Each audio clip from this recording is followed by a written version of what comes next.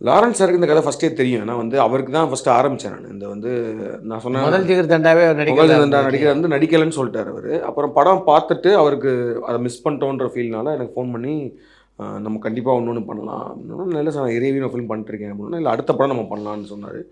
அப்போ நான் அப்ப தான் எனக்கு இந்த இது ஸ்டார்ட் ஆச்சு. ஓகே ஜிகர்தண்டாவோட ஒரு அ ஒரு ஒரு ஒரு பார்ட் 2 மாரி ஒண்ணு பண்ணலாம். அப்ப நான் மோர் ஆஃப் நான் யோசிச்சது வந்து எப்படின்னா, அசால் சேதுவோட அப்பாவோட கதை அப்படின்ற மாரி ஒண்ணு ஓ! பண்ணுவோம். அப்படின்னு தான் ஆரம்பிச்சுச்சு அந்த கதை. ஓ! அசால் சேதுவோட அப்பாவோட கதையா ஒண்ணு வச்சுக்கலாம் அப்படின்னு.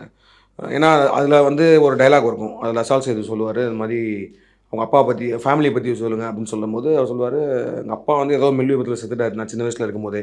அப்படின்ற மாரி. அது நான் ரேண்டமா எழுதியிருந்த டயலாக் தான் அந்த இது. ஆனா, அது பார்க்கும்போது அப்ப எனக்கு என்ன தோணுச்சுன்னா, அப்ப அசால் சேதுவுக்கு அவங்க அப்பாவ பத்தி பெருசா தெரியல. சின்ன வயசுலயே இறந்துட்டாருன்ற ஒரு விஷயம் தான் இருக்குன்றப்போ, அப்ப அந்த ஸ்டோரி என்னவா வேணா இருக்கலாம்ல.